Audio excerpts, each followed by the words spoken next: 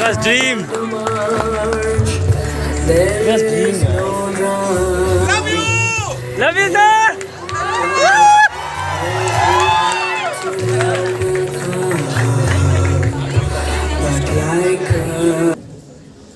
In these struggling times, such artistic works truly give us hope to think, to resist, and to continue fighting. Keeping in mind the spirit of JNU, let's continue thinking, learning, exchanging ideas, and creating spaces to discuss and debate. So now, I would like to welcome our three speakers of the day, Professor Ira Bhaskar, Shoibal Mitro himself, and Naseeruddin Shah.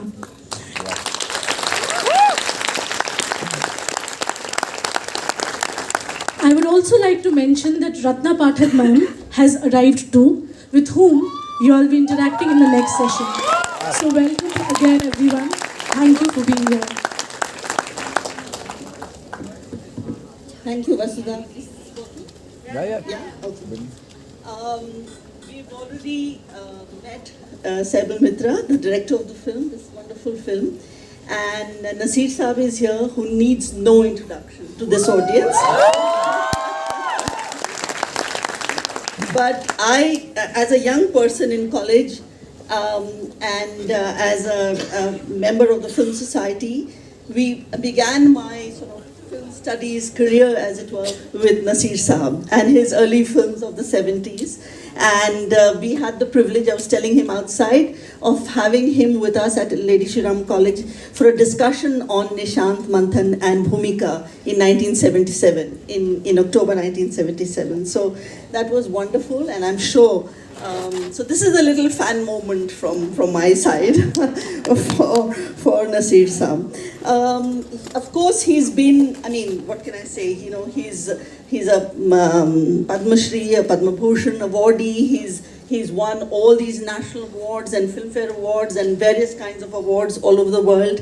He's a legend of our cinema, of Indian cinema, because he's also worked in many different languages. So while the early films of Benegal and Govind Nihlani and Sai Paranjpa and so many others are films that we grew up on in the 1970s and 80s. The generation after have also seen him in very, very major films that followed in Bombay cinema and in other language cinemas as well. And I particularly, of course, there's so many, so I can't talk about so many of his films, but I remember him in Sarfarosh, for instance, and I also, a very favorite film of mine and a very favorite performance of mine as Gandhi in Hey Ram. I remember that. And then there are other smaller films. I remember his fabulous performance in a small film that didn't release called The Coffin Maker. And I remember seeing it at FTII, and it was wonderful. So there are all these performances, but today, of course, we've been witness to a fantastic performance that justifies why he's the kind of stalwart and the kind of iconic actor that he is. He is also a theatre actor. He has a theatre group called Motley Productions, and they have performed in different parts of India. And today, of course, we're going to, after this session, yeah, you're performing here. So please join me once again in welcoming Naseeruddin Shah.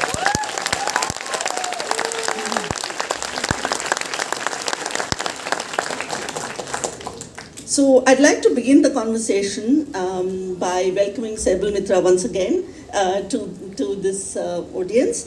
And I'll begin by asking you the first question and, asking you to actually speak to our audience about the whole process, because this is a film that is inspired, and Vishnu Priya already mentioned that, by a play called Inherit the Wind, written by Jerome Lawrence and Robert Lee, right? And which was based on the Scopes Monkey trial of 1925, where the state of Tennessee, incidentally, the state of Tennessee, that was a discovery for me. The state of Tennessee was against John Thomas Scopes because of him not teaching the Genesis chapter of the Bible, which is what your film also has. So I was really interested in understanding the process, because you adapted that play from 1920, I mean the trial from 1925 to the discourses of today, almost 100 years later. So it's been 100 years since that incident and today. So I wanted to ask you to please speak about that whole process of adaptation, because I'm sure you've had, I haven't read the play, so I don't know, but I'm sure you had to adapt a lot of things for the current situation and the discourses of the current. So if you could speak a little bit about that. Thank you. Thank you. Not from me, also from the entire team who made this film. The cinema, I think, is a collective creation. It's not a one man's job. Anyway, let me tell you in the beginning that what I feel is that the film would not have achieved this height if Naseerji wasn't there. I think all of you will agree to this actually. And first thing is, I completed this film just before the pandemic. After, when I came back to my house with an MP4 file of the complete film, I heard this 21 days lockdown or something. I didn't realize what is that, and say it's a matter of 21 days. Then I had to wait for 2.5 years. It took me another 2 years to make this film, or more than 2 years. Then I could release this film. But I must also tell you two things, that why I chose this thing, this drama.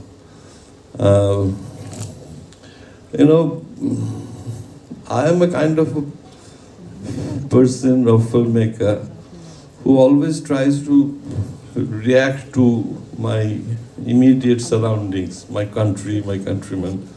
And we look for text which will help me to make a film out of it. At the same time, I can communicate what I want to communicate. When at that point of time, I read this thing, Inherit the Wind. One of my friend who was translating some American drama into Bengali, he gave me his draft. When I went through it, I find this drama very close to my heart, what I was thinking of making a movie out of it. Actually, Inherit the Wind is based on an incident that happened in 1925. But the drama was written in the 50s. It was a time in American political history, which is a time where all the leftists were under attack, and Chaplin had to leave America. Hollywood was very much a very disturbed place, and McCarthy era. What I thought, I am living now in our kind of McCarthy era, Indian McCarthy era, you can say. So then I said, okay, let's try. Then I started writing the script, and then while adopting it into Indian context, I tried to replace the Bible part with Veda or something like that. But I found it very difficult. Our Hinduism is not a very coded religion. And to write a script or to make a film within a certain period of time will be difficult to go through all the Hindu scriptures and many things are there. There are areas where you can attack, but still there are other interpretations are there also. So I thought, okay, let me use it as a pretext or as a facade of not directly targeting any particular religion or majority religion. At that time, I also tried to name this film is I Am Not a Hindu. So Naseerji said, don't be so blunt. That would have been terrible. So then we thought of other name.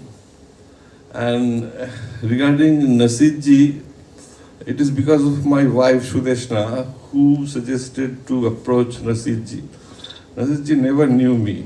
I just sent one SMS to him, and immediately came the reply, come to Mumbai with your script. So I was shocked, and then I said, okay, I'm coming. Then I realized I wrote it in Bengali, so I asked for time. I had to translate it to English, and then the process started. And actually, what I had to say, it's there in the movie. So you all saw it, you know what is it. No point telling anything more than that actually here. But I enjoyed working with Soumitra and Naseerji and all other actors. But some of them are not there in. I lost them during the pandemic, so now it's very difficult for me to watch the movies. It's a very personal loss.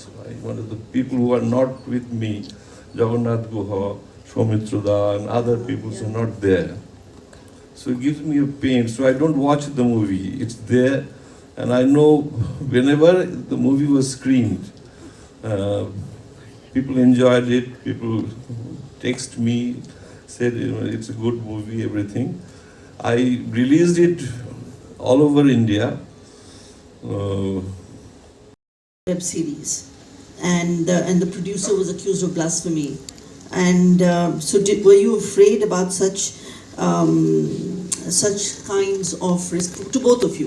Such kind of a response, and what the cost of this would be, the cost of being accused of this. P or the comes in, maybe. That is true. Then what is the role of artists like you? Vote properly.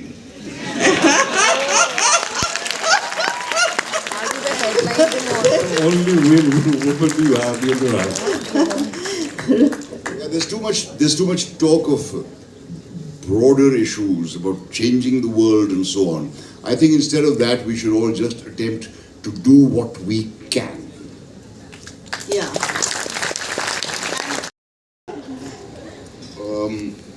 Well, if whoever this person is,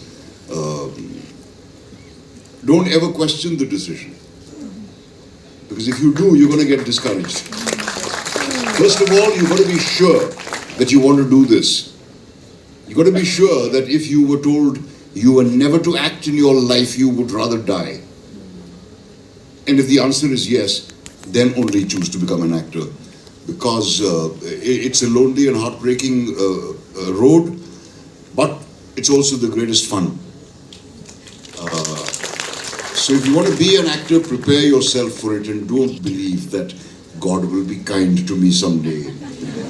I need to go to every mandir or every masjid or every dargah or every chapel that I can and pray and God will make me a star. No, He won't. He's got too many other things on His mind. You to do it regardless of the vicious witch hunt of artists who speak the truth in the context of mainstream cinema in India, taking a horrifying kind of submission to the dominant ideology and propaganda films. Love the movie, by the way, Inqilab Zindabad. That's how this question.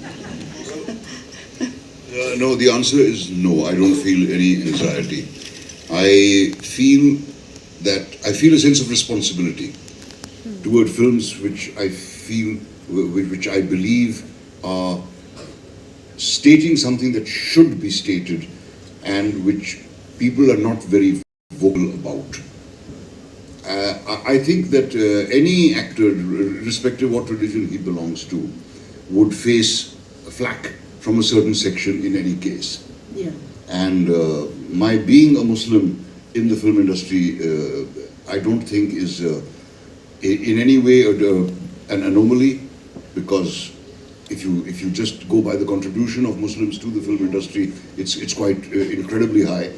And I don't, as I said, in my heart of hearts, I consider myself to be an Indian, not a Muslim. Yes. Sorry, what was the question again? It was about Change, about how cinema can bring change. Change. I have doubts about it. If you were so intent on changing the world, you'd go out and do something about it. You wouldn't be making films. Films raise the questions, they don't give the answers, like any other art form. Yes, exactly. And I said earlier that I consider documentaries to be of more significance than feature films. Because in feature films, you can get carried away with trying to lull the audience, with trying to apply some balm to them.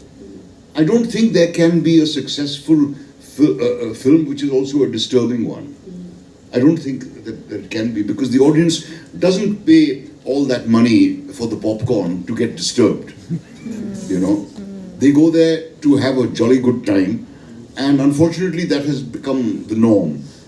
And therefore a film which does not stick to the norm, people are skeptical about, as Saibal just told you about our film, which was released. Even I didn't find out that it was running in Mumbai.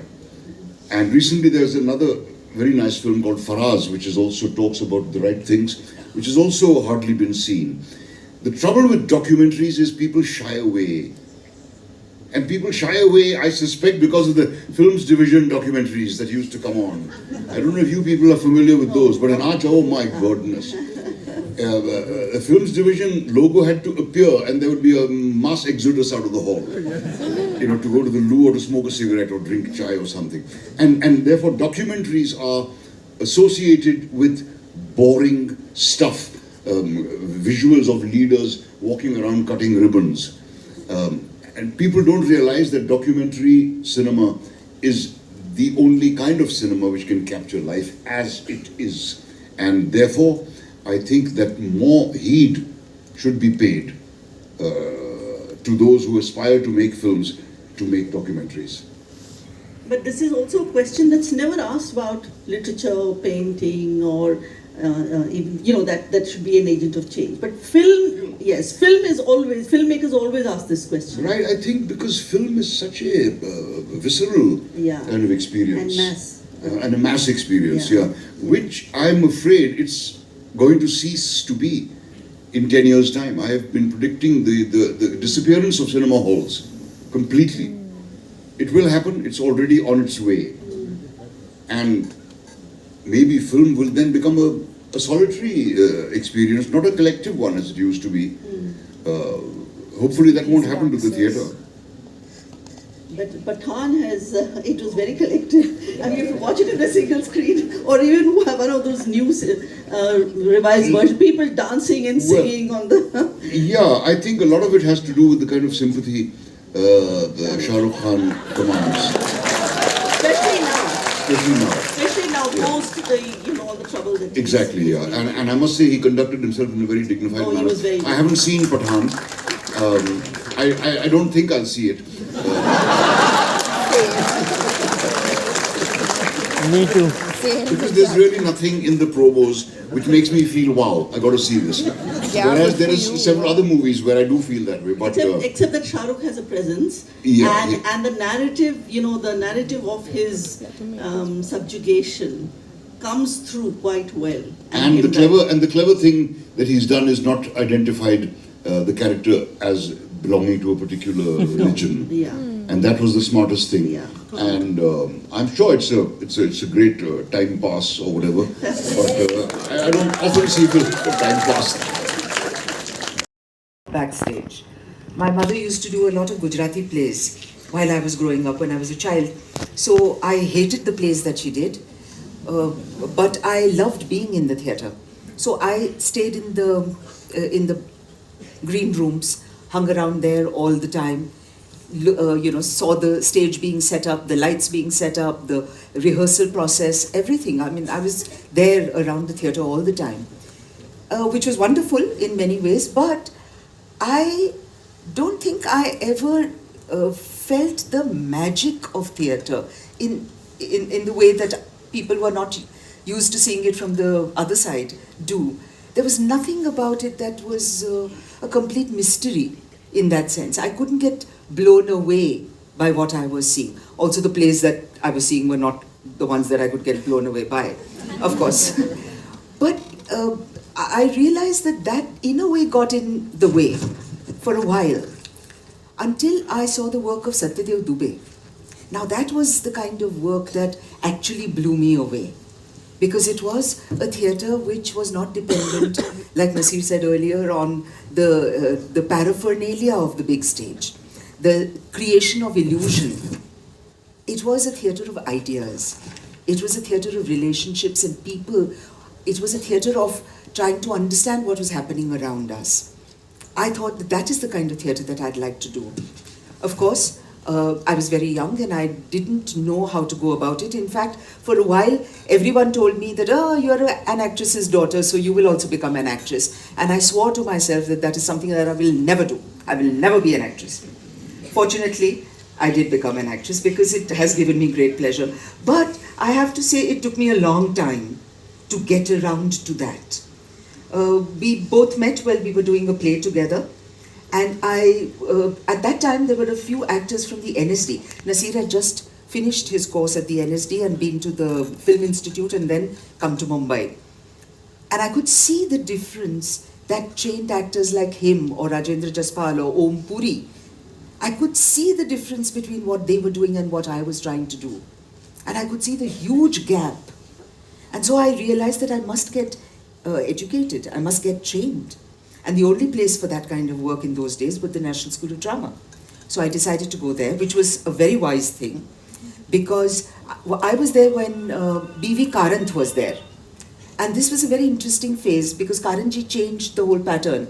Earlier, the NSD was more or less run like a theatre company, with grand productions and people getting cast according to their merit. But the NSD is an educational facility. All of us must get cast, all of us must, etc., get a chance and all that. So during Karan's time that came into being, we also had a 3-year integrated course. So nobody specialized. Usually we found that what happened with specialization was that the actors got treated very differently. They were the big stars. The directors were the next in line. And the poor stagecraft people, the people who were studying production or setting or lighting or costume design, they were the ones who were, bicharas in the school. But because of this 3-year integrated course, all of us did everything. We learnt about every aspect of the theatre, and that has stood me in great stead. NSD से बाहर निकल करके उसका बहुत ही फायदा हुआ. लेकिन एक मसला हुआ कि NSD में जिस तरह की एक्टिंग सीखने का अवसर मिला, उसको बाहर निकल के फौरन भूल जाना पड़ा. तो सब कुछ सीखा थिएटर के बारे में, एक्टिंग बिल्कुल नहीं सीखी. और that was a huge problem. जब बाहर आए तब पता ही नहीं कि किस तरह से फिट इन हो, किस में फिट इन हो, कैसे फिट इन हो.